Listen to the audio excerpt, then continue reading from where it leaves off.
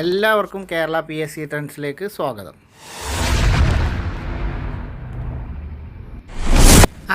ആറ്റത്തിൻ്റെ ഘടന എന്നുള്ള നമ്മുടെ മൊഡ്യൂൾ പ്രകാരമുള്ള SCRT ക്ലാസ്സുകളാണ് വന്നുകൊണ്ടിരിക്കുന്നത്. ഇന്ന് നമ്മളതിൽ ചർച്ച ചെയ്യാൻ പോകുന്നത് 9ാം ക്ലാസ് കെമിസ്ട്രിയിലെ ഒന്നാമത്തെ അധ്യായമായ ആറ്റത്തിൻ്റെ ഘടന എന്നുള്ള ചാപ്റ്ററാണ് ഇന്നത്തെ വീഡിയോയിൽ നമ്മൾ ചർച്ച ചെയ്യാൻ പോകുന്നത്. എൻ്റെ വീഡിയോ നിങ്ങൾക്ക് ഉപകാരപ്പെട്ടാൽ മാത്രം എൻ്റെ ഈ ചാനലൊന്ന് സബ്സ്ക്രൈബ് ചെയ്യുക. മറ്റുള്ളവർക്ക് ഉപകാരപ്പെടുമെന്ന ബോധ്യം നിങ്ങൾക്കുണ്ടെങ്കിൽ ഷെയർ ചെയ്ത് മറ്റുള്ളവരിലേക്ക് എത്തിക്കുക. നമുക്ക് നേരെ നമ്മുടെ ക്ലാസ്സിലേക്ക് പോവാം. ആറ്റത്തിൻ്റെ ഘടന എന്നുള്ള ചാപ്റ്ററാണ് 9ാം ക്ലാസ് കെമിസ്ട്രിയിലെ ഒന്നാമത്തെ അധ്യായമാണ്. നമ്മുടെ ചുറ്റുപാടിൽ വൈവിധ്യമുള്ള എത്ര വസ്തുക്കളുണ്ട് എന്നുള്ള കുറച്ച് ചോദ്യങ്ങൾ നമ്മളോട് ചോദിക്കുകയാണ്. ചുറ്റുപാടിലുമുള്ള എല്ലാ പദാർത്ഥങ്ങളും തന്മാത്രകൾ എന്ന് പറയുന്ന അതിസൂക്ഷ്മ കണങ്ങൾ കൊണ്ട് നിർമ്മിച്ചിട്ടുള്ളതാണ്. അപ്പോൾ നമ്മളത് മുമ്പ് പറഞ്ഞതാണ്. ഒരു പദാർത്ഥത്തിൻ്റെ സ്വഭാവം കാണിക്കുന്ന ഏറ്റവും ചെറിയ കണികയാണ് എന്ത്? തന്മാത്ര എന്ന് പറയുന്നത്. ഈ തന്മാത്രയെ നമുക്ക് വീണ്ടും ചെറുതാക്കാൻ കഴിയുമെന്നും അങ്ങനെ കിട്ടുന്ന തന്മാത്രയെ വീണ്ടും ചെറുതാക്കിയാൽ കിട്ടുന്ന അതിസൂക്ഷ്മമായ കണങ്ങളാണ് ആറ്റങ്ങൾ എന്ന് പറയുന്നത്. എന്താണ് ആറ്റങ്ങൾ? അപ്പോൾ തന്മാത്രയെ നമുക്ക് വീണ്ടും ചെറുതാക്കാൻ കഴിയും. അങ്ങനെ തന്മാത്ര ചെറുതാക്കി കഴിഞ്ഞാൽ കിട്ടുന്ന ഏറ്റവും സൂക്ഷ്മമായ അതിസൂക്ഷ്മ കണങ്ങളാണ് ആറ്റങ്ങളെന്ന് പറയുന്നത്. ആറ്റത്തെക്കുറിച്ച് പറയുമ്പോൾ ആറ്റം സിദ്ധാന്തം രൂപീകരിച്ചത് ആരാണ്? ജോൺ ഡാൾട്ടൺ ആണ്. 1807 ജോൺ ഡാൾട്ടൺ ആണ് ആറ്റോമിക സിദ്ധാന്തം ആവിഷ്കരിച്ചത്. 1807 ജോൺ ഡാൾട്ടൺ ആണ് ആറ്റോമിക സിദ്ധാന്തം രൂപീകരിച്ചത്. അപ്പോൾ ആറ്റം കണ്ടെത്തിയത് ആരാണ്?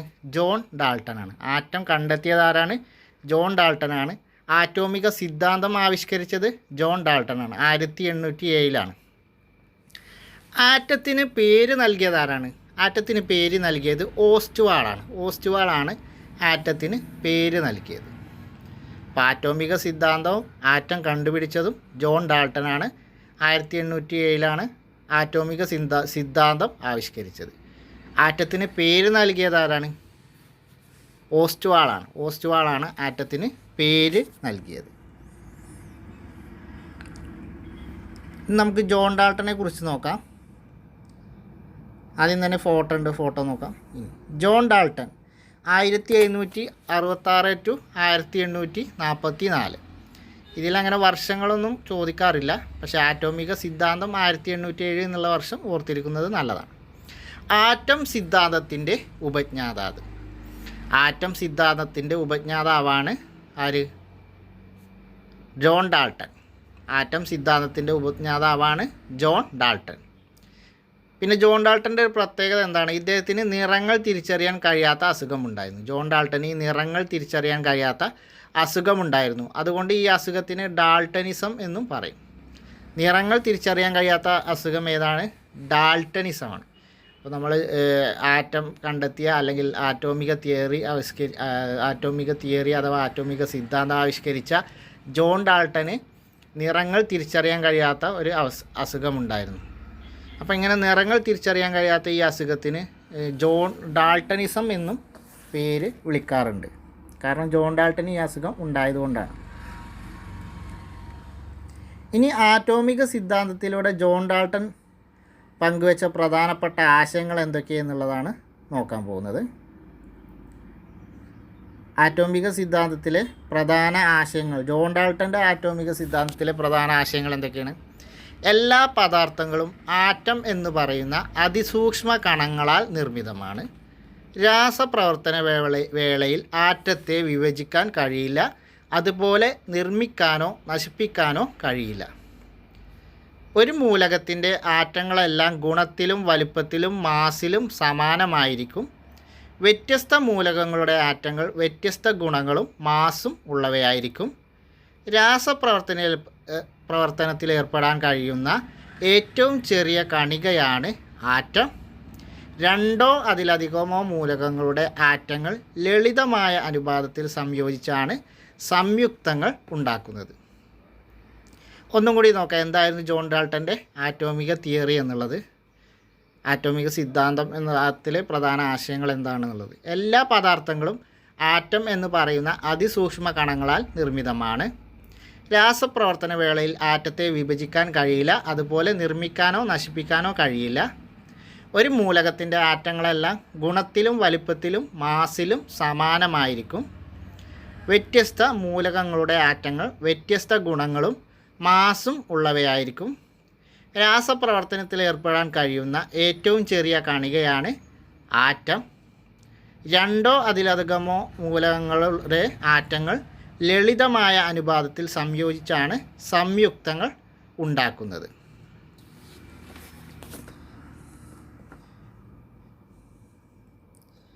ആറ്റോമിക സിദ്ധാന്ത പ്രകാരം ഒരു മൂലകത്തിൻ്റെ പ്രത്യേകതകൾ എന്തൊക്കെയാണ് നമ്മളിപ്പോൾ പറഞ്ഞതാണ്.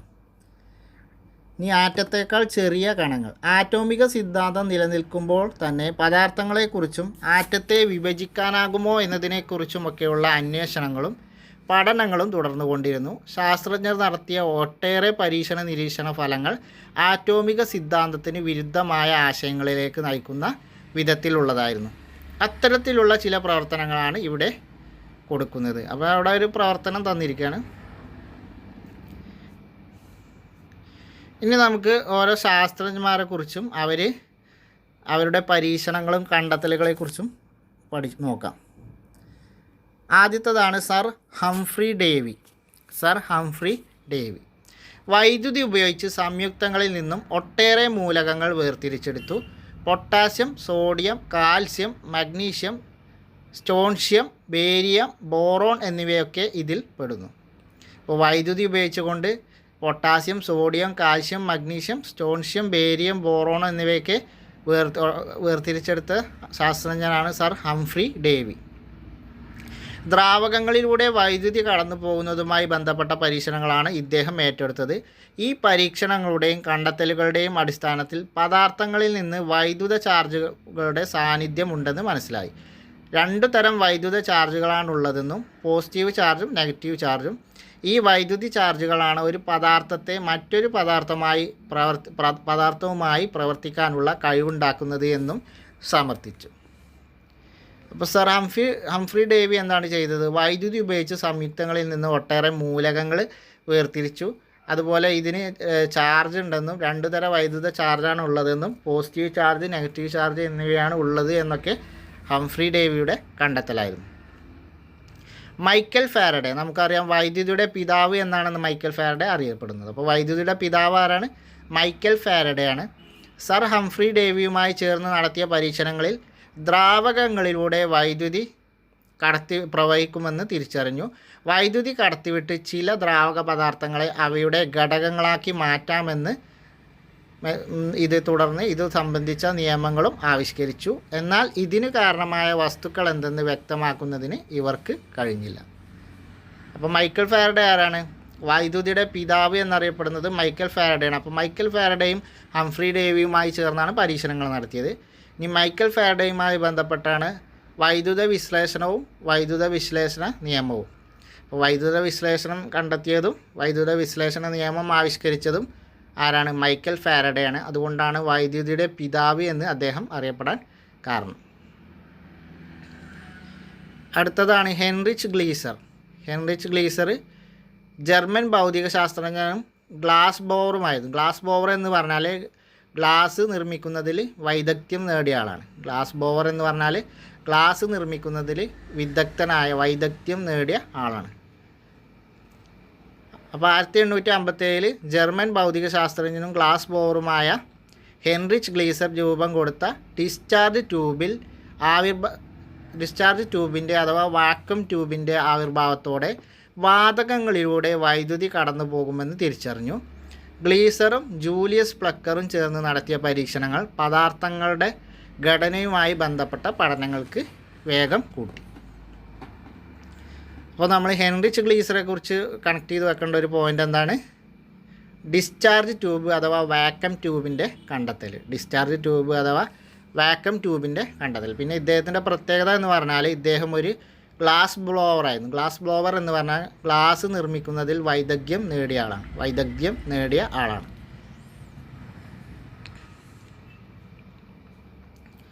വളരെ താഴ്ന്ന മർദ്ദത്തിലാണ് വാതകങ്ങളിൽ വൈദ്യുതി കടന്നു പോകുന്നത്. ഇത് വൈദ്യുത ഡിസ്ചാർജ് എന്നറിയപ്പെടുന്നു. വാതകങ്ങളിലൂടെ ഡിസ്ചാർജ് നടക്കുമ്പോൾ ട്യൂബിനുള്ളിൽ മർദ്ദം ഒരു പരിധിയിൽ കുറഞ്ഞാൽ ഗ്ലാസ് ട്യൂബിൻ്റെ വശങ്ങളിൽ പ്രത്യേക തിളക്കം ഉണ്ടാകുന്നതായി കണ്ടു. ഈ തിളക്കത്തിനടുത്ത് ഒരു കാന്തം കൊണ്ടുവന്നാൽ തിളക്കം കാന്തത്തിൻ്റെ ആകർഷണ വലയത്തിലാകുമ്പോൾ തിളക്കത്തിൻ്റെ സ്ഥാനം മാറുമെന്നും അദ്ദേഹം കണ്ടെത്തി. ഡിസ്ചാർജ് ട്യൂബിലെ വാതകങ്ങളിൽ നിന്ന് പുറത്തു വന്ന തിളക്കത്തിന് കാരണമായ രശ്മികളിൽ വൈദ്യുതി ചാർജിൻ്റെ സാന്നിധ്യത്തിനുള്ള തെളിവായിരുന്നു ഇത്. നമ്മളപ്പോൾ അത് അങ്ങനെ ജസ്റ്റ് വായിച്ചാൽ മതി. ഇനി വില്യം ക്രൂക്സ് ഗ്ലീസ്റ്ററുടെ ഡിസ്ചാർജ് ട്യൂബ് നവീകരിച്ചുകൊണ്ട് വില്യം ക്രൂക്സ് നടത്തിയ പരീക്ഷണങ്ങൾ വാതകങ്ങളുടെ സ്വഭാവത്തെക്കുറിച്ച് കൂടുതൽ വ്യക്തത നൽകി. അപ്പോൾ വാതകങ്ങളുടെ സ്വഭാവത്തെക്കുറിച്ച് കൂടുതൽ വ്യക്തത നൽകിയ പരീക്ഷണം ആരുടേതായിരുന്നു? വില്യം ക്രൂക്സിൻ്റെ പരീക്ഷണങ്ങളായിരുന്നു. അദ്ദേഹം എന്താ ചെയ്തത്? ഗ്ലീസ്റ്ററുടെ ഡിസ്ചാർജ് ട്യൂബ് നവീകരിച്ചുകൊണ്ട് അതിൽ കുറച്ച് മോഡിഫിക്കേഷൻസ് ഒക്കെ വരുത്തിയിട്ടാണ് വാതകങ്ങളുടെ സ്വഭാവത്തെക്കുറിച്ച് കൂടുതൽ വ്യക്തത നൽകിയത്. കാഥോഡ് റേ ട്യൂബ് പരീക്ഷണം. അപ്പോൾ വില്യം ക്രൂക്സിൻ്റെമായി ബന്ധപ്പെട്ടത് എന്താണ്? കാഥോഡ് റേ പരീക്ഷണം. കാഥോഡ് റേ ട്യൂബ് പരീക്ഷണം. കാഥോഡ് റേ ട്യൂബ് പരീക്ഷണം ആരാണ്? വില്യം ക്രൂക്സാണ്. ട്യൂബിനുള്ളിൽ നിരീക്ഷിച്ച മാറ്റങ്ങളും കാഥോഡ് രശ്മികളുടെ സവിശേഷതകളെക്കുറിച്ചുമുള്ള പഠനമാണ് ഇതിലേക്ക് നയിച്ചത്. ടി വിയുടെ പിക്ചർ ട്യൂബും എക്സ്റേ ട്യൂബുമെല്ലാം കാഥോഡ് റേ ട്യൂബുകളാണ്. ഇതിൻ്റെ തുടർച്ചയാണ് ആറ്റത്തെ വിഭജിക്കാനാകുമെന്നും ആറ്റങ്ങൾ അതിനേക്കാൾ സൂക്ഷ്മമായ സബ് ആറ്റോമിക കണങ്ങൾ കൊണ്ട് നിർമ്മിതമാണെന്നൊക്കെയുള്ള കണ്ടെത്തലിലേക്ക് നയിച്ചത്. അപ്പോൾ ഇതിനെക്കുറിച്ചുള്ള കൂടുതൽ കണ്ടെത്തലുകൾ നടത്തിയത് വില്യം ക്രൂക്സാണ്. അപ്പോൾ കാഥോഡ് റേ ട്യൂബ് പരീക്ഷണം. കാഥോഡ് റേ ട്യൂബിന് ഉദാഹരണങ്ങൾ ഏതൊക്കെയാണ്? ടി വിയുടെ പിക്ചർ ട്യൂബും എക്സ്റേ ട്യൂബുമാണ്. എക്സ്റേ ട്യൂബൊക്കെ കാഥോഡ് റേ ട്യൂബിന് ഉദാഹരണമാണ്. അടുത്ത ശാസ്ത്രജ്ഞനാണ് യൂഗൻ ഗോൾഡ്സ്റ്റീൻ. ഡിസ്ചാർജ് ട്യൂബ് പരീക്ഷണങ്ങളിലൂടെ വാതകങ്ങളിലെ പോസിറ്റീവ് ചാർജിൻ്റെ സാന്നിധ്യം തിരിച്ചറിഞ്ഞ ശാസ്ത്രജ്ഞനാണ് ഇദ്ദേഹം. അപ്പോൾ വാതകങ്ങളിലെ പോസിറ്റീവ് ചാർജിൻ്റെ സാന്നിധ്യം തിരിച്ചറിഞ്ഞ ശാസ്ത്രജ്ഞനാണ് യൂഗൻ ഗോൾഡ്സ്റ്റീൻ.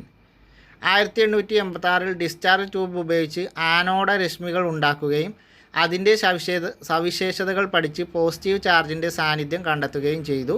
ഇത്തരം പരീക്ഷണങ്ങളും നിരീക്ഷണങ്ങളും ഡാൾട്ടൻ്റെ ആറ്റോമിക സിദ്ധാന്തത്തിനെതിരെയുള്ള ഒട്ടേറെ തെളിവുകൾ ശാസ്ത്രത്തിന് നൽകി. അപ്പോൾ ജോൺ ഡാൾട്ടൻ്റെ ആറ്റോമിക തിയറിക്കെതിരെയുള്ള ഒട്ടേറെ തെളിവുകൾ നൽകിയ ഒരു പരീക്ഷണം നടത്തിയ ആളാണ് യൂഗൻ ഗോൾഡ്സ്റ്റീൻ. ഇദ്ദേഹം എന്തെഴുതു? ആനോഡ രശ്മികൾ ഉപയോഗിച്ചുകൊണ്ട് അതിൻ്റെ സവിശേഷതകൾ പഠിച്ചുകൊണ്ട് പരീക്ഷണങ്ങൾ നടത്തി. അങ്ങനെ അദ്ദേഹം പോസിറ്റീവ് ചാർജിൻ്റെ സാന്നിധ്യം തിരിച്ചറിഞ്ഞു. ചാർജിൻ്റെ സാന്നിധ്യം തിരിച്ചറിഞ്ഞ ശാസ്ത്രജ്ഞനാണ് യൂഗൻ ഗോൾഡ്സ്റ്റീൻ. അടുത്ത ശാസ്ത്രജ്ഞനാണ് വില്യം റോൺജൻ.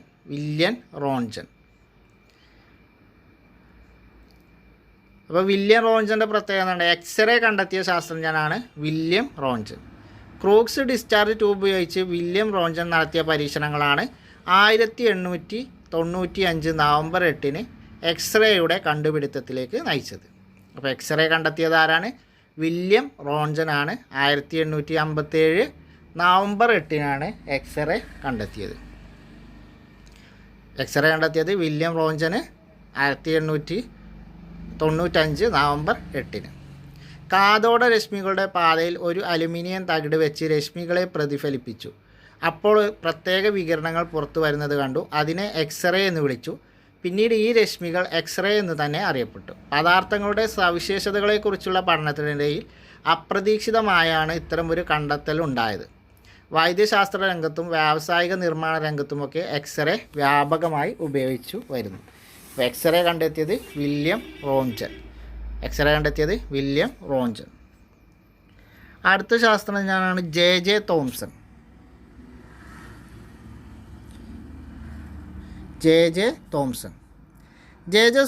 തോംസൺ നടത്തിയ പരീക്ഷണങ്ങളാണ് ആറ്റത്തെക്കുറിച്ച് അതുവരെ ഉണ്ടായിരുന്ന ധാരണകൾ തിരുത്താനും പുതിയ ധാരണകൾ രൂപകൽപ്പന ചെയ്യാനും ഇടയാക്കിയത്.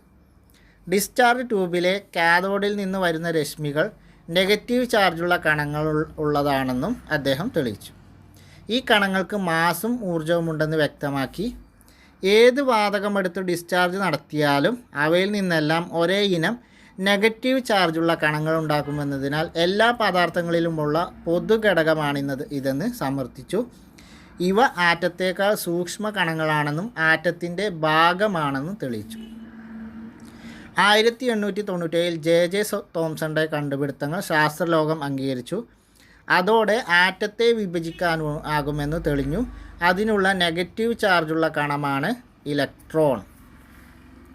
അപ്പോൾ ജെ തോംസന്റെ കണ്ടെത്തിയത് ഏതാണ്? ഇലക്ട്രോൺ കണ്ടെത്തിയതാണ്. നെഗറ്റീവ് ചാർജുള്ള ഇലക്ട്രോൺ കണ്ടെത്തിയത് ആരാണ്? ജെ തോംസണാണ്. നെഗറ്റീവ് ചാർജുള്ള ഇലക്ട്രോൺ കണ്ടെത്തിയത് ജെ തോംസണാണ്. ഇപ്പോൾ J Thomson electron. Ernest Rutherford. ഇലക്ട്രോണിൻ്റെ കണ്ടെത്തലോടുകൂടി ആറ്റത്തിൻ്റെ മറ്റു കണങ്ങളെക്കുറിച്ചുള്ള അന്വേഷണം ഊർജിതമായി. പദാർത്ഥങ്ങളിൽ പോസിറ്റീവ് ചാർജിൻ്റെ സാന്നിധ്യമുണ്ടെന്ന് വളരെ മുമ്പ് തന്നെ തിരിച്ചറിഞ്ഞെങ്കിലും ആധികാരികമായി തെളിയിച്ചത് റൂദർഫോർഡാണ്. അപ്പോൾ ഇലക്ട്രോണിൻ്റെ കണ്ടെത്തൽ നമ്മൾ പറഞ്ഞു. ജെ തോംസൺ ഇലക്ട്രോൺ കണ്ടെത്തി നെഗറ്റീവ് ചാർജാണെന്ന് പറഞ്ഞു.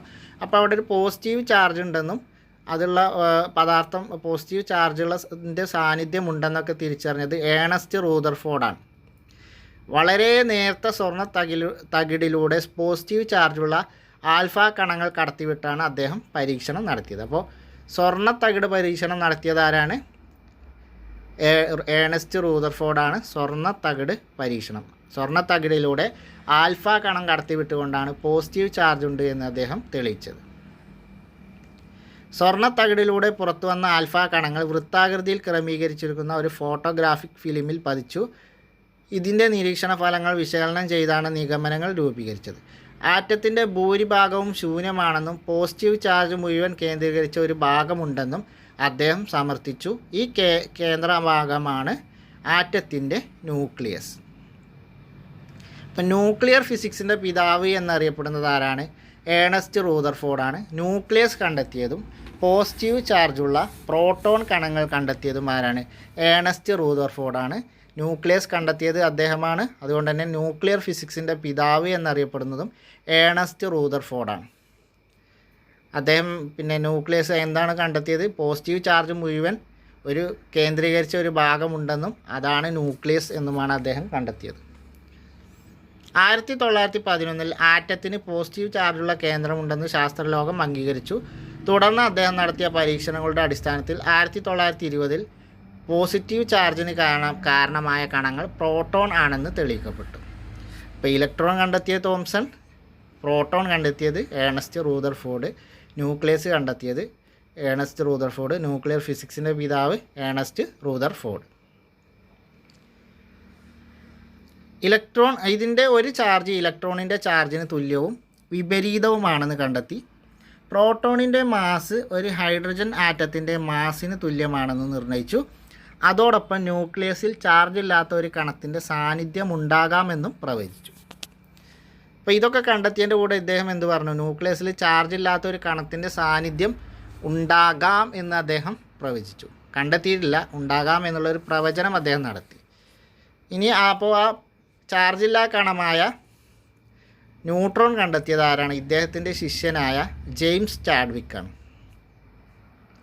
ജെയിംസ് ചാഡ്വിക്ക് റൂദർഫോർഡിൻ്റെ ശിക്ഷണത്തിൽ പഠിക്കുകയും പരീക്ഷണങ്ങളിൽ ഏർപ്പെടുകയും ചെയ്ത ജെയിംസ് ചാഡ്വിക്ക് 1932 ആറ്റത്തിൻ്റെ ന്യൂക്ലിയസിൽ ചാർജ് ഇല്ലാത്തതും എന്നാൽ പ്രോട്ടോണിനോളം മാസുള്ളതുമായ കണമുണ്ടെന്ന് ശാസ്ത്രീയമായി തെളിയിച്ചു. ചാർജ് ഇല്ലാത്ത ഈ കണമാണ് ന്യൂട്രോൺ. മാസുള്ള കണങ്ങളായ പ്രോട്ടോണും ന്യൂട്രോണുകളും ന്യൂക്ലിയസിലായതിനാൽ ഒരാറ്റത്തിൻ്റെ മാസ് മുഴുവൻ ന്യൂക്ലിയസിൽ കേന്ദ്രീകരിച്ചിരിക്കുന്നു. അപ്പോൾ മാസുള്ള കണങ്ങളായ പ്രോട്ടോണും ന്യൂട്രോണും ന്യൂക്ലിയസിലായതുകൊണ്ട് ആറ്റത്തിൻ്റെ മാസ് എന്ന് പറയുന്നത് ന്യൂക്ലിയസിൽ കേന്ദ്രീകരിച്ചിരിക്കുന്നു. അപ്പോൾ ന്യൂക്ലിയസിലുള്ളവരുടെ എണ്ണമാണ് ഒരു ആറ്റത്തിൻ്റെ മാസ് എന്ന് പറയുന്നത്. ന്യൂക്ലിയസിൽ ആരൊക്കെയുള്ളത്? പ്രോട്ടോണും ന്യൂട്രോണുമാണ്. രണ്ടിനും ഭാരമുണ്ട്. അപ്പോൾ ന്യൂട്രോൺ കണ്ടെത്തിയ ആരാണ്? ജെയിംസ് ചാഡ്വിക്കാണ്. ജെയിംസ് ചാഡ്വിക്കാണ് ന്യൂട്രോൺ കണ്ടെത്തിയത്. ചാർജ് ഇല്ലാത്ത കണമാണ് ന്യൂട്രോൺ. ഏതൊരു മൂലകത്തിൻ്റെയും മാറ്റങ്ങൾ നിർമ്മിച്ചിരിക്കുന്നത് പ്രധാനമായും ഇലക്ട്രോൺ, പ്രോട്ടോൺ, ന്യൂട്രോൺ എന്നീ കണങ്ങൾ കൊണ്ടാണ്. അപ്പോൾ ഏതൊരു മൂലകത്തിൻ്റെയും മാറ്റങ്ങൾ നിർമ്മിച്ചിരിക്കുന്നത് ഏതൊക്കെ കണങ്ങൾ കൊണ്ടാണ്? ഇലക്ട്രോൺ, പ്രോട്ടോൺ, ന്യൂട്രോൺ എന്നീ കണങ്ങൾ കൊണ്ടാണ്. ഇനി നമുക്ക് ഓരോന്നും നോക്കിയിട്ട് അതിൻ്റെ പ്രത്യേകതകൾ എന്തൊക്കെയാണെന്നുള്ളത് നോക്കാം. ആദ്യം നമുക്ക് ഇലക്ട്രോൺ നോക്കാം. ഇലക്ട്രോണിൻ്റെ പ്രത്യേകത എന്താണ്? നെഗറ്റീവ് ചാർജുള്ള കണമാണ്. ഇലക്ട്രോൺ എന്ന് പറഞ്ഞാൽ എന്താണ്? നെഗറ്റീവ് ചാർജുള്ള കണമാണ്. ആരാണ് ഇലക്ട്രോൺ കണ്ടെത്തിയത്? തോംസൺ ആണ് ഇലക്ട്രോൺ കണ്ടെത്തിയത്. ജെ തോംസൺ ആണ് ഇലക്ട്രോൺ കണ്ടെത്തിയത്. ഇലക്ട്രോണിൻ്റെ മറ്റ് പ്രത്യേകത എന്താണ്? മാസ് തീരെ കുറവാണ്. ഹൈഡ്രജൻ ആറ്റത്തിൻ്റെ മാസിൻ്റെ 1837 ഒരു ഭാഗം മാത്രമാണ് എന്ത് ഇലക്ട്രോണിൻ്റെ വെയിറ്റ്. മാസ് തീരെ കുറവാണ്. ഹൈഡ്രജൻ ആറ്റത്തിൻ്റെ മാസിൻ്റെ 1837 ഒരു ഭാഗം മാത്രമാണ് അദ്ദേഹത്തിൻ്റെ തൂക്കം. ന്യൂക്ലിയസിന് പുറത്തായി കാണപ്പെടുന്നു. ന്യൂക്ലിയസിന് പുറത്തായിട്ട് കാണപ്പെടുന്നു. ഇലക്ട്രോൺ എവിടെയാണ് കാണപ്പെടുന്നത്? ന്യൂക്ലിയസിന് പുറത്തായി കാണപ്പെടുന്നു. അടുത്തതാണ് പ്രോട്ടോൺ. പ്രോട്ടോൺ പോസിറ്റീവ് ചാർജുള്ള കണമാണ്. മാസ് ഹൈഡ്രജൻ ആറ്റത്തിന് തുല്യമാണ്. ഹൈഡ്രജൻ ആറ്റത്തിന് തുല്യമാണ് പ്രോട്ടോണിൻ്റെ മാസ്.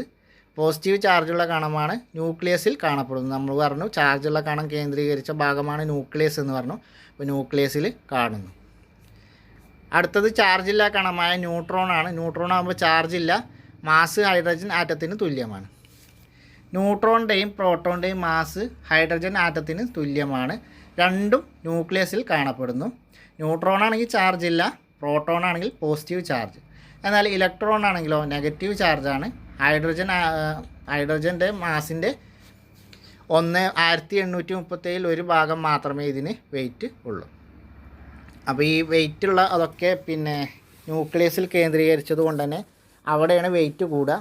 അതുകൊണ്ട് മാസ് നമ്പർ എന്ന് പറയുന്നത് ന്യൂക്ലിയസിലുള്ള പ്രോട്ടോണിൻ്റെയും ന്യൂട്രോണിൻ്റെയും എണ്ണമായിരിക്കും. പ്രോട്ടോണിൻ്റെയും ന്യൂട്രോണിൻ്റെയും എണ്ണമായിരിക്കും ഒരു മൂലകത്തിൻ്റെ മാസ് നമ്പർ എന്ന് പറയുന്നത്. അപ്പോൾ അതിൻ്റെ ആറ്റോമിക നമ്പർ എന്ന് പറയുന്നത് എന്തായിരിക്കും? ഇലക്ട്രോണുകളുടെ എണ്ണമായിരിക്കും അതിൻ്റെ ആറ്റോമിക നമ്പർ എന്ന് പറയുന്നത്. അപ്പോൾ ഇതാണ് ഇലക്ട്രോൺ, ന്യൂട്രോൺ, പ്രോട്ടോൺ. ഇലക്ട്രോൺ കണ്ടുപിടിച്ചത് ജെ തോംസൺ ആണ്. പ്രോട്ടോൺ കണ്ടുപിടിച്ചത് ആരാണ്? ഏണസ്റ്റ് റൂദർഫോർഡ് ആണ്. ന്യൂട്രോൺ കണ്ടെത്തിയത് ജെയിംസ് ചാഡ്വിക് ആണ്. അപ്പോൾ ഈ 3 ശാസ്ത്രജ്ഞന്മാരുടെ പേരും ഓർത്തു വെക്കുക.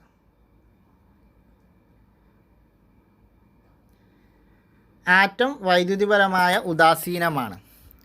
ആറ്റത്തിൽ വൈദ്യുത ചാർജുള്ള കണങ്ങളുണ്ട്.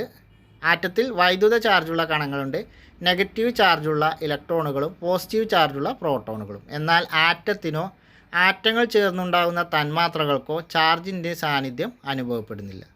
അപ്പോൾ ആറ്റത്തിന് വൈദ്യുത ചാർജുള്ള കണങ്ങളുണ്ട്, നെഗറ്റീവ് ചാർജുള്ള ഇലക്ട്രോണും പോസിറ്റീവ് ചാർജുള്ള പ്രോട്ടോണും. എന്നാൽ ആറ്റങ്ങൾ ചേർന്നുണ്ടാകുന്ന തന്മാത്രകൾക്കോ ചാർജിൻ്റെ സാന്നിധ്യം അനുഭവപ്പെടുന്നില്ല. ഇനി റൂദർഫോർഡിൻ്റെ സൗരയുധ മാതൃക. അപ്പോൾ സൗരയുധ മാതൃക അവതരിപ്പിച്ചത് ആരാണ്? ഏണസ്റ്റ് റൂദർഫോർഡാണ്. സൗരയുധ മാതൃക അവതരിപ്പിച്ചത് ഏണസ്റ്റ് റൂദർഫോർഡാണ്. ആറ്റത്തിന് ഒരു കേന്ദ്രമുണ്ടെന്നും മാസ് മുഴുവൻ കേന്ദ്രീകരിച്ചിരിക്കുന്നത് ന്യൂക്ലിയസിലാണെന്നും റൂദർഫോർഡ് തൻ്റെ പരീക്ഷണങ്ങളിലൂടെ കണ്ടെത്തിയിരുന്നു. ആറ്റത്തിന് ഏറെക്കുറെ സ്വീകാര്യമായ മാതൃക നിർദ്ദേശിച്ചത് ഇദ്ദേഹമാണ്. ഈ മാതൃക സൗരയുധ മാതൃക എന്ന് അറിയപ്പെടുന്നു. പ്ലാനറ്ററി മോഡൽ ഓഫ് ആറ്റം അഥവാ സൗരയുധ മാതൃക. അപ്പോൾ പ്ലാനറ്ററി മോഡൽ ഓഫ് ആറ്റം അല്ലെങ്കിൽ സൗരയുധ മാതൃക അവതരിപ്പിച്ചത് ആരാണ്? ഏണസ്റ്റ് റൂദർഫോർഡാണ് സൗരയുധ മാതൃക അവതരിപ്പിച്ചത്. ഏണസ്റ്റ് റൂദർഫോർഡിൻ്റെ പ്രത്യേകതകൾ എന്താണ്? നമ്മൾ പറഞ്ഞതാണ്. പോസിറ്റീവ് കണം കണ്ടെത്തിയത്, ന്യൂക്ലിയസ് കണ്ടെത്തിയതൊക്കെ. അപ്പോൾ ന്യൂക്ലിയർ ഫിസിക്സിൻ്റെ പിതാവും ഏണസ്റ്റ് റൂദർഫോർഡാണ്. ഇനി അദ്ദേഹത്തിൻ്റെ കണ്ടെത്തലാണ് സൗരയൂഥത്തിന് ഒരു കേന്ദ്രമുണ്ട്. കേന്ദ്രഭാഗത്ത് സൂര്യൻ, ഗ്രഹങ്ങൾ ഓർബിറ്റിലൂടെ സൂര്യനെ ചുറ്റുന്നു. അപ്പോൾ ഇതേ മാതൃകയിൽ തന്നെയാണ് ഇദ്ദേഹം ആറ്റത്തിൻ്റെ കാര്യം അവതരിപ്പിച്ചത്. ആറ്റത്തിനും ഒരു കേന്ദ്രമുണ്ട്. കേന്ദ്രഭാഗത്തിനാണ് ന്യൂക്ലിയസ് എന്ന് പറയുന്നത്. ഇലക്ട്രോണുകൾ ഷെല്ലുകളിൽ ന്യൂക്ലിയസിനെ ചുറ്റുന്നു. അപ്പോൾ സൗരയൂഥ മാതൃക അവതരിപ്പിച്ചത് ആരാണ്? ഏണസ്റ്റ് റൂദർഫോർഡാണ്. ന്യൂക്ലിയർ ഫിസിക്സിൻ്റെ പിതാവായ ഏണസ്റ്റ് റൂദർഫോർഡാണ് സൗരയുധ മാതൃക അവതരിപ്പിച്ചത്. പൊതുവേ റൂദർഫോർഡിൻ്റെ ഈ ആറ്റം മാതൃക സ്വീകാര്യമായിരുന്നു. എങ്കിൽ ഇലക്ട്രോണുകൾ ന്യൂക്ലിയസിനെ ആകർഷണ വലയത്തിൽ ചുറ്റുമ്പോൾ ഊർജ്ജം നഷ്ടമാവുകയും ക്രമേണ അത് ന്യൂക്ലിയസിൽ പതിക്കുകയും ചെയ്യേണ്ടതുണ്ട്. എന്നാൽ അങ്ങനെ സംഭവിക്കുന്നില്ല. അപ്പോൾ ഇദ്ദേഹത്തിൻ്റെ റൂദർഫോർഡിൻ്റെ ആറ്റം മാതൃക സ്വീകാര്യമായിരുന്നു. പക്ഷെ അതിലും ചില കാര്യങ്ങൾക്കുള്ള ഒരു അഭിപ്രായ വ്യത്യാസങ്ങൾ ഉണ്ടായിരുന്നു. അപ്പോൾ അതിൻ്റെ ഭാഗമായിട്ട് നീൽസ് ബോർ എന്ത് ചെയ്തു? നീൽസ് ബോർ പുതിയ ആറ്റം മാതൃക അവതരിപ്പിച്ചു. റൂദർഫോർഡിൻ്റെ ആറ്റം മാതൃകയുടെ ഒരു പരിഷ്കരിച്ച രൂപമാണ് നീൽസ് ബോർ അവതരിപ്പിച്ചത്. അപ്പോൾ ആറ്റത്തിൻ്റെ മാതൃക തൃപ്തികരമായി വിശദീകരിച്ചത് ആരാണെന്ന് ചോദിച്ചാൽ നീൽസ് ബോറാണ്. ആറ്റത്തിൻ്റെ മാതൃക തൃപ്തികരമായി വിശദീകരിച്ചത് ആരാണെന്ന് ചോദിച്ചാൽ നീൽസ് ബോറാണ്. ബോർ ആറ്റം മാതൃക. റൂദർഫോർഡിൻ്റെ ആറ്റം മാതൃകക്ക് കൂടുതൽ വ്യക്തമായി വിശദീകരണം നൽകി പുതിയ ഒരു മാതൃക നിർദ്ദേശിച്ചത് നീൽസ് ബോർ എന്ന ശാസ്ത്രജ്ഞനാണ്. ഈ മാതൃക ബോർ മാതൃക എന്നറിയപ്പെടുന്നു. ആറ്റത്തിൻ്റെ സവിശേഷതകൾ ഏറ്റവും ലളിതമായി വിശദീകരിക്കാൻ ബോർ മാതൃക ഉപയോഗപ്പെടുത്തുന്നു. ബോർ മാതൃക അനുസരിച്ച് ഇലക്ട്രോണുകളുടെ സഞ്ചാരപാതയെ ഓർബിറ്റ് അഥവാ ഷെല്ല് എന്ന് വിളിക്കുന്നു. അപ്പോൾ ബോർ മാതൃക അനുസരിച്ച് ഇലക്ട്രോണുകളുടെ സഞ്ചാരപാതയെ എന്താണ് നമ്മൾ വിളിക്കുന്നത്? ഓർബിറ്റ് അല്ലെങ്കിൽ ഷെല്ല് എന്ന് നമ്മൾ വിളിക്കുന്നു. അപ്പോൾ ആറ്റത്തിന് തൃപ്തികരമായ വിശദീകരണം, ആറ്റം മാതൃകക്ക് തൃപ്തികരമായ വിശദീകരണം നൽകിയതാരാണ്, അല്ലെങ്കിൽ തൃപ്തികരമായ മാതൃക അവതരിപ്പിച്ചതാരാണ്? നീൽസ് ബോറാണ്. റൂദർഫോർഡിൻ്റെ ആറ്റം മാതൃകക്ക് കൂടുതൽ വ്യക്തത നൽകിയതും വിശദീകരണം നൽകിയതും നീൽസ് ബോറാണ്. ഇനി ബോർ മാതൃകയിലെ പ്രധാന ആശയങ്ങൾ, നീൽസ് ബോറിൻ്റെ ആറ്റം മാതൃകയിലെ ആശയങ്ങൾ എന്തൊക്കെയാണെന്നുള്ളത് നോക്കാം. ആറ്റത്തിൽ ന്യൂക്ലിയസിന് ചുറ്റും ഇലക്ട്രോണുകൾ പ്രദക്ഷിണം ചെയ്യുന്നത് നിശ്ചിത ഓർബിറ്റുകളിൽ ആണ്. അപ്പോൾ ആറ്റത്തിന് ന്യൂക്ലിയസിന് ചുറ്റും ഇലക്ട്രോണുകൾ പ്രദക്ഷിണം ചെയ്യുന്നത് നിശ്ചിത ഓർബിറ്റുകളിൽ അല്ലെങ്കിൽ ഷെല്ലുകളിലാണ്. ഓരോ ഷെല്ലിലെയും ഇലക്ട്രോണുകൾക്ക് ഒരു നിശ്ചിത ഊർജ്ജമുണ്ട്. അതിനാൽ ഷെല്ലുകളെ ഊർജ്ജ നിലകൾ, എനർജി ലെവൽസ് എന്നും പറയും. ആറ്റത്തിൻ്റെ ന്യൂക്ലിയസിന് ചുറ്റും ഇലക്ട്രോണുകൾ പ്രദക്ഷിണം ചെയ്യുന്നത് ഒരു നിശ്ചിത ഓർബിറ്റുകളിലാണ്. നമ്മൾ പറഞ്ഞൊരു സഞ്ചാര പാതയുണ്ട്, അതാണ് ഓർബിറ്റ് എന്ന് പറഞ്ഞത്. അപ്പോൾ ഓരോ ഷെല്ലിലെയും ഇലക്ട്രോണുകൾ ഒരു നിശ്ചിത ഊർജ്ജമുണ്ട്. അതിനാൽ ഷെല്ലുകളെ ഊർജ്ജ നിലകൾ എന്ന് പറയുന്നു. ഷെല്ലുകളെ എന്ത് പറയും? ഊർജ്ജ നിലകൾ എന്ന് പറയുന്നു. ഒരു നിശ്ചിത ഷെല്ലിൽ പ്രദക്ഷിണം ചെയ്യുന്നിടത്തോളം കാലം ഇലക്ട്രോണുകൾക്ക് ഊർജ്ജം കൂടുകയോ കുറയുകയോ ചെയ്യുന്നില്ല. ന്യൂക്ലിയസിൽ നിന്നുള്ള അകലം കൂടുന്തോറും ഷെല്ലുകളുടെ ഊർജ്ജം കൂടി വരും. ന്യൂക്ലിയസിൽ നിന്ന് അകലം തോറും ഷെല്ലുകളുടെ ഊർജ്ജവും കൂടി വരും. ഷെല്ലുകൾ ന്യൂക്ലിയസിൽ നിന്ന് തുടങ്ങി 1, 2, 3, 4, 5 എന്ന നമ്പർ നൽകിയോ KLMNO എന്നിങ്ങനെ പേര് നൽകിയോ സൂചിപ്പിക്കാവുന്നതാണ്. ഇപ്പോൾ ഷെല്ലുകളെങ്ങനെ 1, 2, 3, 4, 5 എന്ന നമ്പറോ അല്ലെങ്കിൽ KLMNO എന്നിങ്ങനെ പേര് നൽകിയോ നമുക്ക് സൂചിപ്പിക്കാവുന്നതാണ്. അപ്പോൾ അതാണ് നീൽസ് ബോറിൻ്റെ ആറ്റം മാതൃക. അപ്പോൾ സഞ്ചാരപഥമുണ്ടെന്ന് പറഞ്ഞു, അതാണ് ഓർബിറ്റ്. അപ്പോൾ അതിലിങ്ങനെ സബ് ഷെല്ലുകൾ നൽകി KLMNO എന്നിങ്ങനെ ഓരോ ഷെല്ലുകൾക്ക് പേരും നൽകി.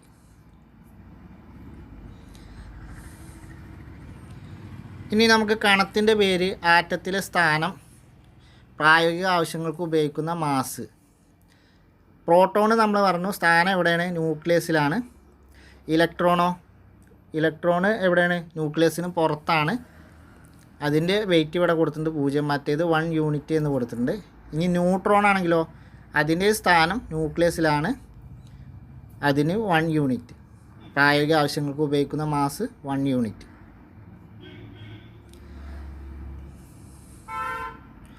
ഒരു പ്രോട്ടോണിൻ്റെ മാസ് എത്രയാണ് ന്യൂട്രോണിൻ്റെയോ?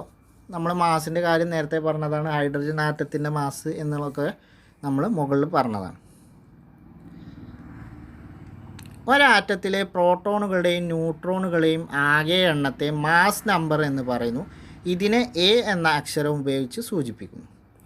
എന്താണ് മാസ് നമ്പർ എന്ന് പറഞ്ഞാൽ ഒരാറ്റത്തിലെ പ്രോട്ടോണുകളുടെയും ന്യൂട്രോണുകളുടെയും ആകെ എണ്ണത്തെയാണ് നമ്മൾ എന്ത് പറയുന്നത്? മാസ് നമ്പർ എന്ന് പറയുന്നത്. നേരത്തെ നമ്മൾ പറഞ്ഞു ഈ ഭാരം കൂടിയ പ്രോട്ടോണും ഇലക്ട്രോണും ഒക്കെ ന്യൂക്ലിയസിൽ കേന്ദ്രീകരിച്ചിരിക്കുന്നു. പ്രോട്ടോണും ന്യൂട്രോണും ഭാരം കൂടിയ ഇതാണ്. അത് ഭാരം കൂടിയ കണികകളായ പ്രോട്ടോണും ന്യൂട്രോണുകളൊക്കെ ന്യൂക്ലിയസിൽ കേന്ദ്രീകരിച്ചിരിക്കുന്നു. അപ്പോൾ അതുകൊണ്ടാണ് മാസ് നമ്പർ എന്ന് വിളിക്കാൻ കാരണം. ഇതിനെ സൂചിപ്പിക്കാൻ എന്താണ്? A എന്നുള്ള അക്ഷരം ഉപയോഗിക്കുന്നു. ഒരാറ്റത്തിലെ പ്രോട്ടോണുകളുടെയും ന്യൂട്രോണുകളുടെയും ആകെ എണ്ണത്തെയാണ് നമ്മൾ മാസ് നമ്പർ എന്ന് പറയുന്നത്. അതിനെ A എന്ന അക്ഷരം ഉപയോഗിച്ച് സൂചിപ്പിക്കുന്നു. അപ്പോൾ നമ്മൾ പറഞ്ഞു ഇത് ന്യൂക്ലിയസിലാണ് പ്രോട്ടോണും ന്യൂട്രോണും ഉണ്ടാകാൻ കാരണം എന്താ വെച്ചാൽ അത് ഭാരം കൂടിയതാണ്. രണ്ടിനും ഹൈഡ്രജൻ ആറ്റത്തിൻ്റെ ഭാരമുണ്ട്. അപ്പോൾ അതുകൊണ്ട് രണ്ടും ന്യൂക്ലിയസിൽ കേന്ദ്രീകരിച്ചുകൊണ്ട് അതിനെയാണ് എന്ത് നമ്മൾ പറയുന്നത്, മാസ് നമ്പർ എന്ന് പറയുന്നത്. ആറ്റത്തിലെ മൗലിക കണങ്ങളുടെ സ്ഥാനം, ചാർജ് എന്നിവ നാം മനസ്സിലാക്കിയല്ലോ. ഇനി ആറ്റം വൈദ്യുതഭാരമായി ഉദാസീനതയിലായതിനാൽ പ്രോട്ടോണുകളുടെയും ഇലക്ട്രോണുകളുടെയും എണ്ണം തുല്യമാണല്ലോ. മുകളിൽ പറഞ്ഞ സന്ദർഭങ്ങളിലൊന്നും ഒരാറ്റത്തിലെ പ്രോട്ടോണുകൾക്ക് യാതൊരു മാറ്റവും സംഭവിക്കുന്നില്ല. അതിനാൽ ഒരു ആറ്റത്തെ സംബന്ധിച്ച് പ്രോട്ടോണിൻ്റെ എണ്ണം വളരെ പ്രാധാന്യം അർഹിക്കുന്നു. ഒരു ആറ്റം ഏതാണെന്ന് തീരുമാനിക്കുന്നത് അതിലുള്ള പ്രോട്ടോണുകളുടെ എണ്ണമാണ്. അപ്പോൾ ആറ്റത്തിൻ്റെ സ്വഭാവം തീരുമാനിക്കുന്നത് എന്താണ്? ആറ്റത്തിലെ പ്രോട്ടോണുകളുടെ എണ്ണമാണ്. ആറ്റത്തിലെ പ്രോട്ടോണുകളുടെ എണ്ണമാണ് ആറ്റത്തിലെ സ്വഭാവം തീരുമാനിക്കുന്നത്. ഒരു ആറ്റത്തിലെ പ്രോട്ടോണുകളുടെ ആകെ എണ്ണത്തെ ആറ്റത്തിൻ്റെ ആറ്റോമിക നമ്പർ എന്ന് പറയും. ഒരു ആറ്റത്തിലെ പ്രോട്ടോണുകളുടെ ആകെ എണ്ണത്തെ ആറ്റത്തിൻ്റെ ആറ്റോമിക നമ്പർ എന്ന് പറയും. ഇതിനെ Z എന്ന അക്ഷരം ഉപയോഗിച്ച് സൂചിപ്പിക്കുന്നു. അപ്പോൾ ഒരാറ്റത്തിലെ പ്രോട്ടോണുകളുടെ ആകെ എണ്ണത്തെ എന്താ പറയുന്നത്? ആറ്റോമിക നമ്പർ. മാസ് നമ്പർ എന്ന് പറയുമ്പോൾ പ്രോട്ടോണുകളുടെയും ന്യൂട്രോണുകളുടെയും എണ്ണമാണ് മാസ് നമ്പർ. പ്രോട്ടോണുകളുടെയും ന്യൂട്രോണുകളുടെയും എണ്ണമാണ് എന്ത്? Mass number. ഇനി ആറ്റത്തിലെ പ്രോട്ടോണുകളുടെ എണ്ണത്തെ എന്താണ് പറയുന്നത്? ആറ്റോമിക നമ്പർ എന്ന് പറയും. Z എന്ന അക്ഷരം ഉപയോഗിച്ചാണ് ഇതിനെ സൂചിപ്പിക്കുന്നത്. അപ്പോൾ ഇനി അവിടെ പറയുന്നുണ്ട്, അപ്പോൾ ആറ്റോമിക നമ്പർ സമം പ്രോട്ടോണുകളുടെ എണ്ണം അല്ലെങ്കിൽ ഇലക്ട്രോണുകളുടെ എണ്ണം. ആറ്റോമിക നമ്പർ എന്ന് പറഞ്ഞാൽ എന്താണ്? പ്രോട്ടോണുകളുടെ എണ്ണമോ അല്ലെങ്കിൽ ഇലക്ട്രോണുകളുടെ എണ്ണമോ ആകാം. മാസ് നമ്പർ എന്ന് പറഞ്ഞാൽ പ്രോട്ടോണുകളുടെയും ന്യൂട്രോണുകളുടെയും എണ്ണമാണ് മാസ് നമ്പർ. ഇനി ന്യൂട്രോണുകളുടെ എണ്ണോ? മാസ് നമ്പറിൽ നിന്ന് ആറ്റോമിക നമ്പർ കുറച്ചാൽ ന്യൂട്രോണുകളുടെ എണ്ണം കിട്ടും. മാസ് നമ്പറിൽ നിന്ന് ആറ്റോമിക നമ്പർ കുറച്ചാൽ എന്ത് കിട്ടും?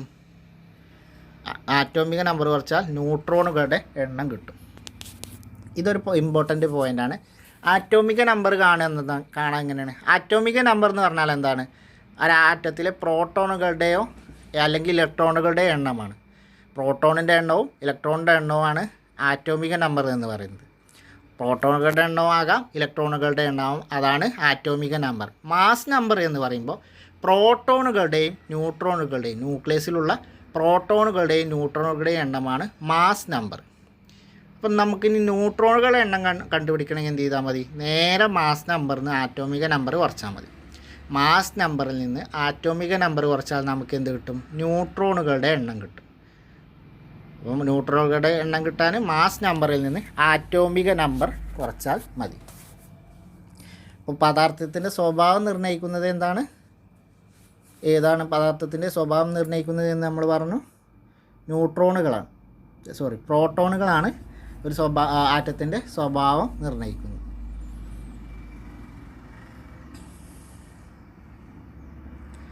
ഇനി ആറ്റത്തിലെ മറ്റു കണികകൾ എന്ന് പറഞ്ഞൊരു കോളുണ്ട്. മൗലിക കണങ്ങളായ പ്രോട്ടോൺ, ഇലക്ട്രോൺ, ന്യൂട്രോൺ എന്നിവയ്ക്ക് പുറമെ മറ്റു ചില സൂക്ഷ്മ കണങ്ങൾ കൂടി ആറ്റത്തിൻ്റെ ന്യൂക്ലിയസിൽ ഉണ്ടെന്ന് കണ്ടെത്തിയിട്ടുണ്ട്.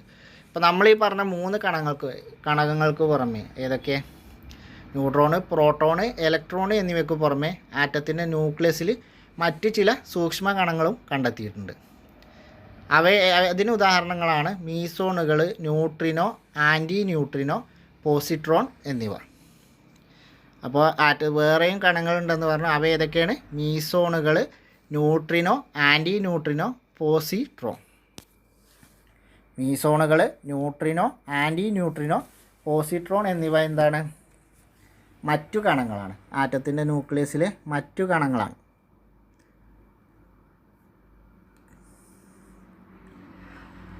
ഇന്ന് നമ്മൾ ആറ്റത്തിലെ ഇലക്ട്രോൺ വിന്യാസം,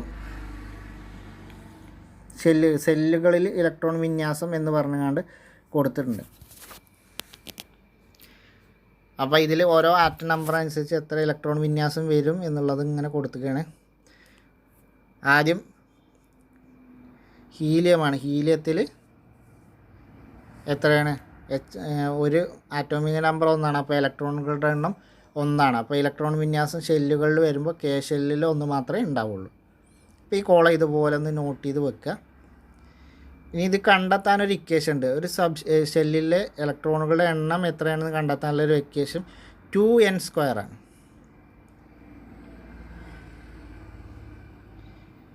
ഏതൊരു ഷെല്ലിലും ഉൾക്കൊള്ളുന്ന പരമാവധി ഇലക്ട്രോണുകളുടെ എണ്ണം 2n² ആണ്. അപ്പോൾ ഇലക്ട്രോണുകളുടെ എണ്ണം, ഓരോ ഷെല്ലിലും കാണുന്ന ഇലക്ട്രോണുകളുടെ എണ്ണം കണ്ടെത്താനുള്ള സൂത്രവാക്യം എന്താണ്? 2n² ആണ്. 2n². n എന്ന് പറഞ്ഞാൽ ഷെല്ലിലെ സംഖ്യയാണ്, ഷെല്ലിൻ്റെ സംഖ്യയാണ് n എന്ന് പറയുന്നത്. അപ്പോൾ 2n² ആണ് ഓരോ ഷെല്ലിലും ഉൾക്കൊള്ളാവുന്ന പരമാവധി ഇലക്ട്രോണുകളുടെ എണ്ണം. ഏതൊരു ഷെല്ലിലും ഉൾക്കൊള്ളാവുന്ന പരമാവധി ഇലക്ട്രോണുകളുടെ എണ്ണം കണ്ടെത്താനുള്ള സൂത്രവാക്യം എന്താണ്? 2n² ആണ്. n എന്ന് പറയുന്നത് എന്താണ്? ഷെല്ലിൻ്റെ സംഖ്യയാണ്. ഷെല്ലിൻ്റെ സംഖ്യ എന്ന് പറയുമ്പോൾ നമ്മൾ KLMNO അങ്ങനെയാണ് ഷെല്ലുകൾ വരിക. അപ്പോൾ അതിൽ K എന്ന് പറഞ്ഞാൽ 1, L എന്ന് പറഞ്ഞാൽ 2, M എന്ന് പറഞ്ഞാൽ 3, N എന്ന് പറഞ്ഞാൽ 4, അങ്ങനെ പോകും. KLMN. അപ്പോൾ 1, 2, 3, 4. അപ്പോൾ K ഷെല്ലിലെ ഇലക്ട്രോണുകളുടെ എണ്ണം എന്ന് പറഞ്ഞാൽ 2 ഇൻറ്റു K എന്ന് പറയുമ്പോൾ 1 ഷെല്ലിൻ്റെ സംഖ്യ, 2 ഇൻറ്റു 1² എന്ന് പറയുമ്പോൾ എത്ര വരിക? 2 ഇൻറ്റു 1² എന്ന് പറയുമ്പോൾ 2 എന്ന് വരും. 2 ഇൻറ്റു 1² എന്ന് പറഞ്ഞാൽ 1 ആണ്. അപ്പോൾ 2 ഇൻറ്റു 1 1. ഇനി L-ലാണെങ്കിലോ 2 ഇൻറ്റു 2². L എന്ന് പറയുമ്പോൾ നമ്മൾ K 1, L 2, M 3 ആണ്. അപ്പോൾ അങ്ങനെ വെച്ച് നോക്കുമ്പോൾ 2 ഇൻറ്റു 2² എന്ന് പറഞ്ഞാൽ 4. അപ്പോൾ 2 ഇൻറ്റു 4 = 8. അപ്പോൾ 2n² എന്നുള്ള ഈ സൂത്രവാക്യം പഠിച്ചു വെക്കുക ഇലക്ട്രോണുകളുടെ എണ്ണം കണ്ടെത്താൻ. ഓരോ ഷെല്ലിലും ഉൾക്കൊള്ളുന്ന പരമാവധി ഇലക്ട്രോണുകളുടെ എണ്ണം കണ്ടെത്താനുള്ള സൂത്രവാക്യമാണ് 2n². അതിൽ n എന്ന് പറഞ്ഞാൽ എന്താണ്? ഷെല്ലിൻ്റെ സംഖ്യയാണ് n. ഷെല്ലിൻ്റെ സംഖ്യകളെയാണ് n എന്ന് പറയുന്നത്.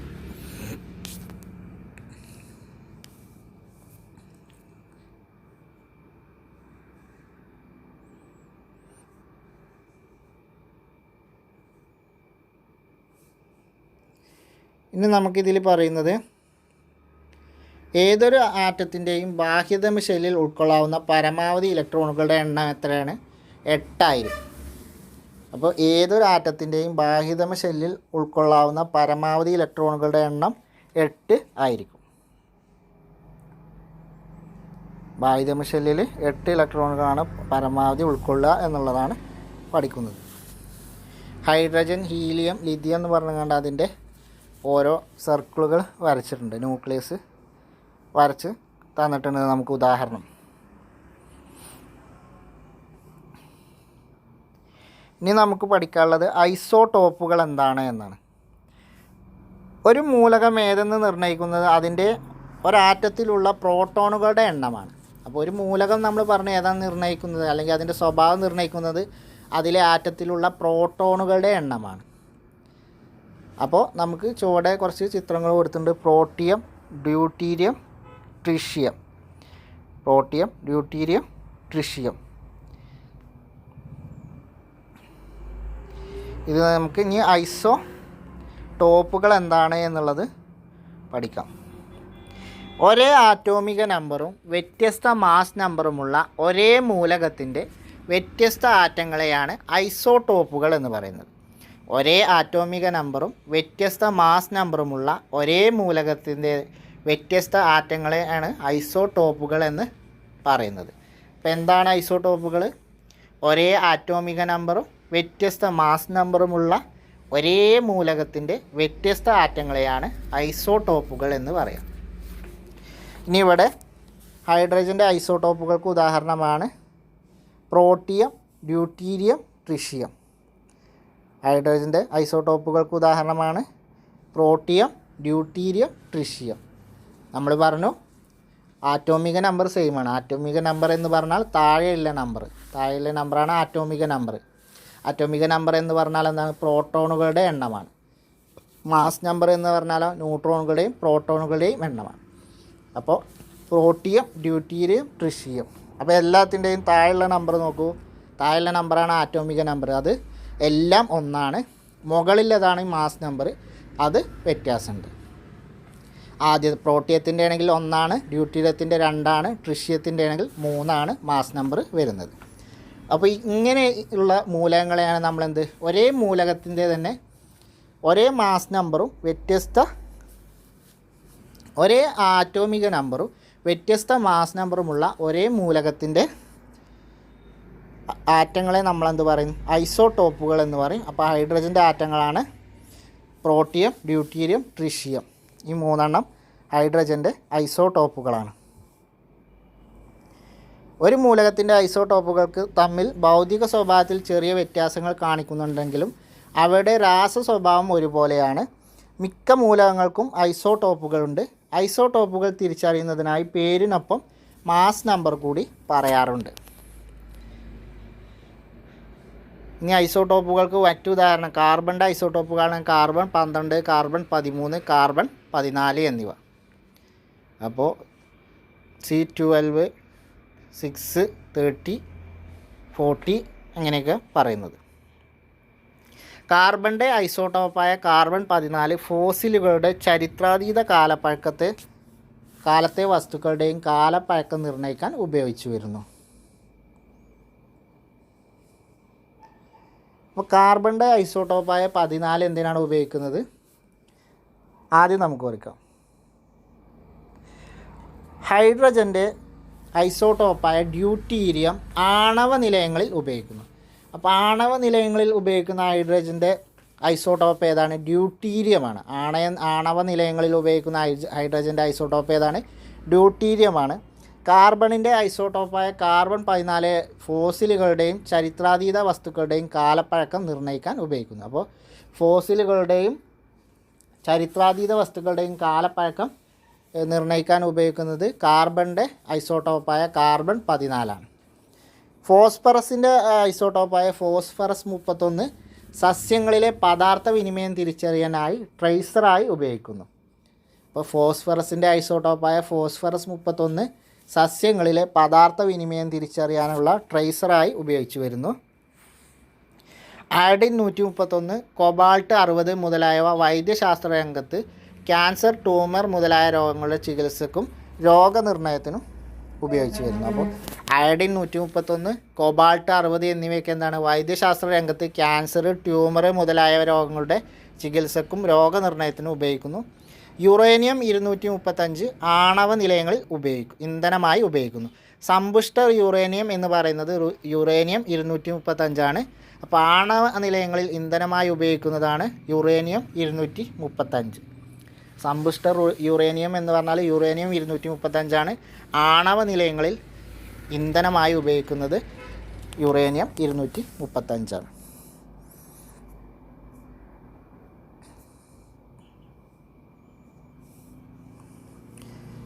അപ്പോൾ നമ്മളിവിടെ നോട്ട് ചെയ്യേണ്ട ഒന്നും കൂടി പറഞ്ഞുതരാം. ഹൈഡ്രജൻ്റെ ഐസോടോപ്പായ ഡ്യൂട്ടീരിയം ആണവ നിലയങ്ങളിൽ ഉപയോഗിക്കുന്നു. ആണവ നിലയങ്ങളിൽ ഉപയോഗിക്കുന്ന ഹൈഡ്രജൻ്റെ ഐസോടോപ്പ് ഏതാണ്? ഡ്യൂട്ടീരിയമാണ്. അതേപോലെ കാർബണിൻ്റെ ഐസോടോപ്പായ കാർബൺ 14 ഫോസിലുകളുടെയും അതേപോലെ ചരിത്രാതീത കാലത്തെ വസ്തുക്കളുടെയും കാലപ്പഴക്കം നിർണ്ണയിക്കാൻ ഉപയോഗിക്കുന്നു. അതുപോലെ ഫോസ്ഫറസിൻ്റെ ഐസോടോപ്പായ ഫോസ്ഫറസ് 31 എന്തിനാണ് ഉപയോഗിക്കുന്നത്? സസ്യങ്ങളിലെ പദാർത്ഥ വിനിമയം തിരിച്ചറിയാനുള്ള ട്രേസറായി ഉപയോഗിക്കുന്നത് ഫോസ്ഫറസിൻ്റെ ഐസോടോപ്പായ ഫോസ്ഫറസ് 31 ആണ്. ഇതെല്ലാം പ്രീവിയസ് ക്വസ്റ്റ്യൻ ആയിരുന്നു. അതേപോലെ അയഡിൻ 131 കൊബാൾട്ട് 60 വൈദ്യശാസ്ത്ര രംഗത്ത് ഉപയോഗിക്കുന്നു. ട്യൂമർ, ക്യാൻസർ ചികിത്സയുടെ രോഗനിർണയത്തിന് ഉപയോഗിക്കുന്നു. പിന്നെ യുറേനിയം 235 അഥവാ സമ്പുഷ്ട യുറേനിയം ആണവ നിലയങ്ങളിൽ ഇന്ധനമായി ഉപയോഗിക്കുന്നു. അപ്പോൾ ഇത്രയും കാര്യങ്ങൾ വളരെ പ്രധാനപ്പെട്ടതാണ്. പ്രീവിയസ് ക്വസ്റ്റ്യൻ ആയിരുന്നു, നോട്ട് ചെയ്ത് വെക്കുക.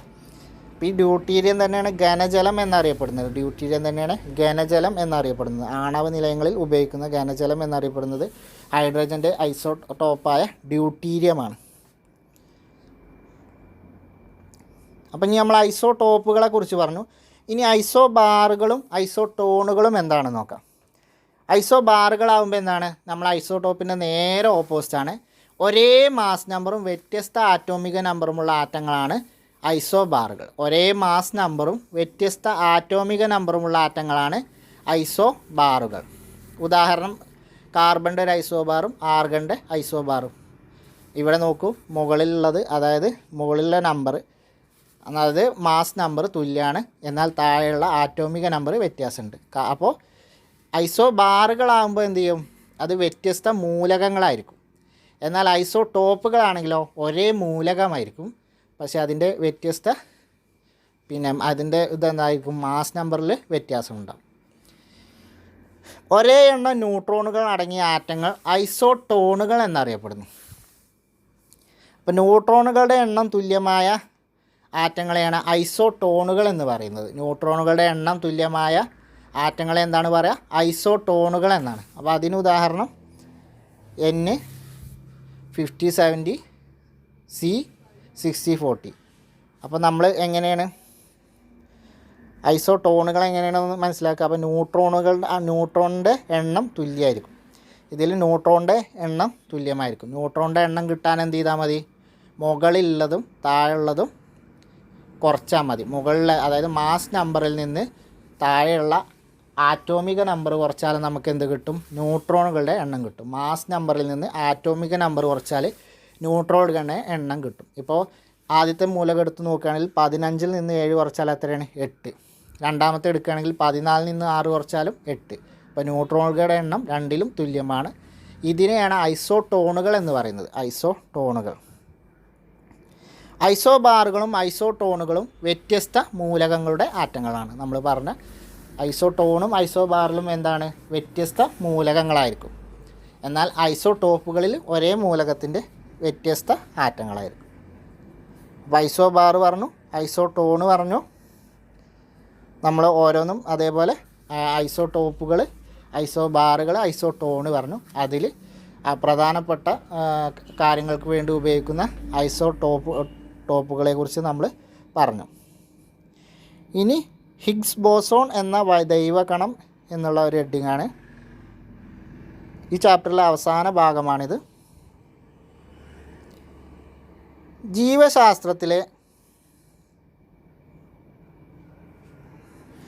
ജീവശാസ്ത്രത്തിലെ പരിണാമ സിദ്ധാന്തം പോലെ പ്രപഞ്ചോൽപത്തിയെക്കുറിച്ച് വളരെയധികം പ്രാധാന്യം നൽകപ്പെട്ട ഒരു സിദ്ധാന്തമാണ് സ്റ്റാൻഡേർഡ് മോഡൽ സിദ്ധാന്തം. ഇതനുസരിച്ച് ഫെർമിനോസ് എന്ന് വിശേഷിപ്പിക്കപ്പെടുന്ന പദാർത്ഥ ഘടകങ്ങളും ബോസോൺസ് എന്ന് വിശേഷിപ്പിക്കപ്പെട്ട ഊർജവാഹിനികളും ഉൾപ്പെടുന്ന 17 മൗലിക കണങ്ങൾ ചേർന്നാണ് പ്രപഞ്ചം രൂപപ്പെട്ടിട്ടുള്ളത്.